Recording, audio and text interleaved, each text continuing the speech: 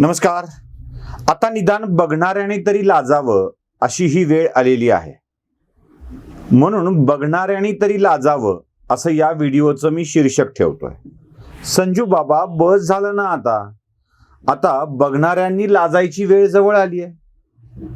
तुम्हाला त्याच्या आधीची ओळ माहीत असेल असं गृहीत धरून मी बोलतोय. त्यानं नाही लाजलं तरी चालतं. आता बघणाऱ्यांनी लाजावं असं अशा अर्थानं ती म्हण आहे.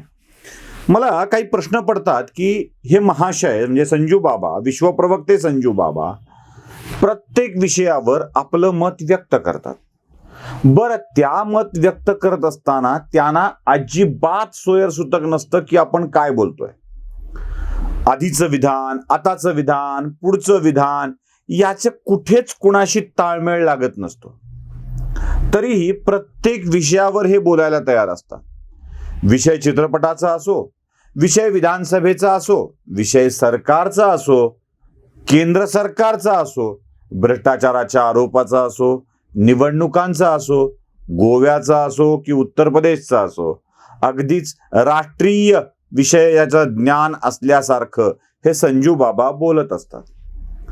बरं, बोलतानाही होणारे हावभाव, त्यांची देहबोली हे सगळंच कसं आता इरिटेट करणारं झालंय. म्हणजे राग येऊ लागलाय लोकांना. मला नाही, मला कशाचा राग येतात तुमच्या बाबतचा. लोकांना राग येऊ लागलाय. काही जण म्हणतात की नका दाखवू ते तोंड, आमची पाहण्याची इच्छा नाही आहे. या सगळ्या विषयावरती कसं बोलतात याविषयी राज ठाकरेंनी फार सुरेख करून दाखवलंय. म्हणजे अगदीच खूपच छान आहे. म्हणजे मला पहिल्यांदा अगदी बिनदिक्कतपणे सांगायला आवडेल की राज ठाकरेंचे त्या कृतीमुळे मी राज ठाकरेंचा अगदीच फॅन झालोय. म्हणजे काहीही बोलावं का, काहीही बोला, कुठल्याही विषयावर बोला, जे वाटेल त्या विषयावर बोला.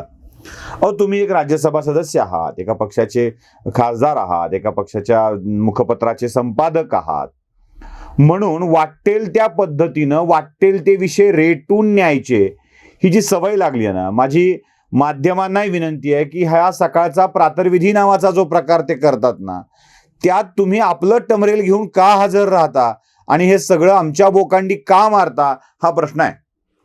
म्हणजे मला हे आता असं का बोलावं लागतं ते पण मी तुम्हाला सांगतो.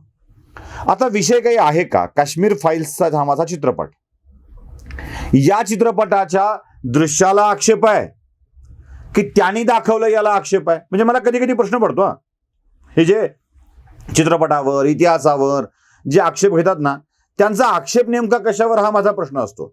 दाखवलेल्या दृश्यांवर, कथानकांवर, की तुम्ही दाखवलं, कोणी अन्य कोणी दाखवलं यावर. म्हणजे अग्निहोत्री नावाचा व्यक्ती काश्मीरी पंडितांच्या वेदना दाखवतोय यावर तुमचा आक्षेप आहे का? बरं, तुम्हाला कथानकांवर आक्षेप आहे का, ते खोटं आहे असं वाटतंय का? काय सगळा वैचारिक गोंधळ आहे या माणसाचा. म्हणजे या व्यक्तीला चित्रपटाच्या कथानकावर आक्षेप आहे तर तो नीट मांडता येत नाहीये, करणाऱ्यावर आहे तर तो नीट मांडता येत नाहीये. बरं, त्याचं मोदींनी प्रमोशन केलंय असं तुम्हाला म्हणायचंय तर त्यावर आक्षेप आहे का? म्हणजे चित्रपट काढला तो खरा की खोटा, कथानक पहिलं तुम्हाला बोलता येत नाहीये. अग्निहोत्रींनी काढला म्हणून राग येतोय का, की अग्निहोत्रीला नरेंद्र मोदींनी पाठिंबा दिला म्हणून राग येतोय? आहे काय नेमकं संजय राऊतांच्या मनात? बरं, हे काय म्हणतात, शिवसेने इतकं काश्मीरी पंडितांचं दुःख कुणालाही माहीत नाही.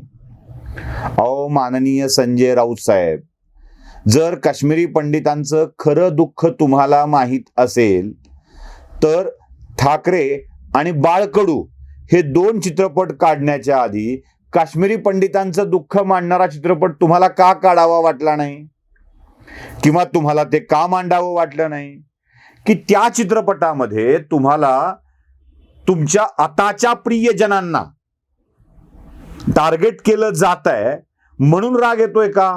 काय कळतच नाहीये ना.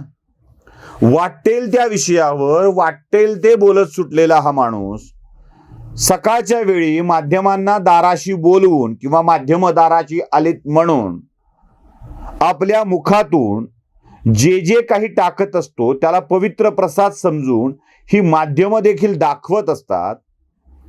आक्षेप घ्यायचा आहे तर तो कसा घ्यावा हे देखील संजय राऊतांना नीट समजत नाहीये असा माझा दावा झालाय, मग समज झालाय.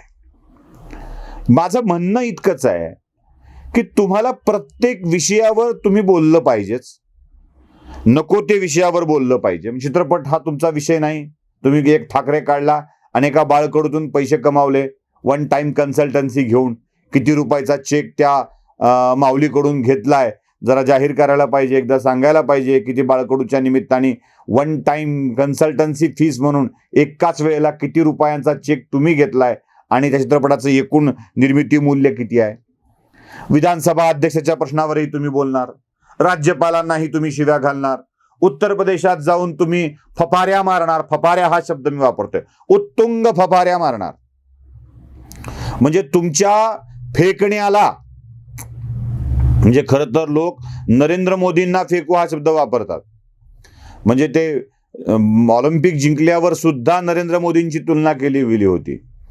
संजय राऊतांनी फेकलेलं अजून काय होतं, आप पहले विधायक बनेंगे लखनऊ के विधानसभा में जाने वाले, आप शिवसेना के पहले मंत्री भी होंगे. त्याचा तो असा मुंडकं हलवत बिलवत, ते मी दाखवत नाहीये तो व्हिडिओ, पण त्या माणसाला 100च्या आत मतं पडली हो, 2 आकडीच्या पुढे जाता नाही आलं.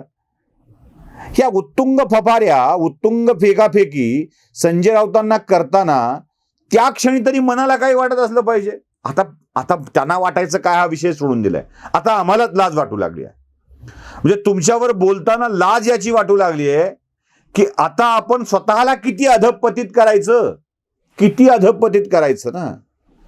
ते वाटेल ते बोलत राहणार, वाटेल ते सांगत राहणार. आता भाजपचं सगळं संपत चाललंय, आता भाजपच्या रासाला सुरुवात झाली आहे. तो तुम्ही ठेवलेला एक तो म्याव म्याव मिठू मिठू, तोही सांगत होता की संजय राऊतांचं भाकीत खरं होणार आणि त्यानंतर 5 राज्यात भाजप बहुमतापासून दूर राहणार, मिळणार नाही. गोवा, मणिपूर, उत्तराखंड, उत्तर प्रदेश 4 राज्यात तर भाजपनं बहुमत जिंकलं आणि पंजाबमध्ये भाजप काहीच नव्हतं. आता तुमच्या पोपटाला तुम्ही शिकवून पाठवलं आणि त्यानं बोलून टाकलं म्हणून ते खरं होईल असं आहे का? या सगळ्या प्रकाराचा ना आता आदरणीय संजू बाबा वीट येऊ लागलाय, वीट. आता ही घाण ओकताना तुम्हाला लाज वाटत नाहीये, पण ही ऐकताना आणि बघताना आम्ही मात्र आमचे डोळे मिटून जातोय. म्हणजे आमच्या गावाकडे एक सवय असते, गावाकडं जेव्हा आपण गावच्या बाजूला जात असतो, अजूनही सगळीच गावं पाणंदमुक्त झाली असं नाही, पूर्वी होतंय जास्त, तेव्हा गावातून मोटरसायकलवर किंवा गाडीवर जाणाऱ्या माणसाला आपली नजर झुकवून जमेल तेवढं फक्त समोर बघत, असं घोड्यासारखं त्या घाण्या लावून दिल्या असं त्या पाणंदीतून जावं लागायचं, कारण सगळीच माणसं आजूबाजूला स्त्री पुरुष बसलेले असायचे. आता ती त्यांची मजबुरी आहे ना बसणं, त्यांनी जायचं कुठे बसायला, म्हणून ते लाजत नव्हते. पण लज्जा आणि त्यांच्या इज्जतीची चिंता करून बघणारे लाजत जायचे. अशी सगळी ती स्थिती आहे. त्यामुळं आता करणाऱ्याला नाही पण बघणाऱ्याला लाजायची वेळ आली आहे, अशी स्थिती राऊतांनी आणून ठेवलेली आहे. म्हणजे त्यांनी जे आता काश्मीरी फाईल्सवर विधान केली, शिवसेनेच्या इतकं कोणीच ते दुःख भोगलेलं नाही आहे. बाळासाहेबांनाच ते माहीत आहे, बाळासाहेबांनी त्याचा अंदाज घेतलाय. जगात जे काही करून दाखवलंय ना ते यांनीच करून दाखवलंय, बाकीच्यांचा थांग पत्ता नव्हता. म्हणजे त्या गृहमंत्र्याची पोरगी अतिरेक्यांनी अपहरण केल्यानंतर आणून सोडली, ती यांनीच आणून सोडली, दुःख यांनी भोगलंय. कंधारच्या विमानाचं दुःख यांनीच भोगलंय. जगातल्या सगळ्या ज्या काही भयानक गोष्टी झाल्यात ना त्या शिवसेना आणि संजय राऊत यांच्यामुळेच झालेल्या आहेत. म्हणजे ते वेदाआधीही राऊत होते, जगाआधीही राऊत होते, सगळ्या आधी राऊतच होते आणि राऊतांना सगळं काही माहीत होतं. अशी ती सगळी स्थिती आहे. तुम्ही बोलत राहता आणि असं काहीतरी बोलता की त्यावर अशी प्रतिक्रिया द्यावी वाटते, म्हणूनच मी या प्रतिक्रिया देण्यासाठी आलोय. नमस्कार.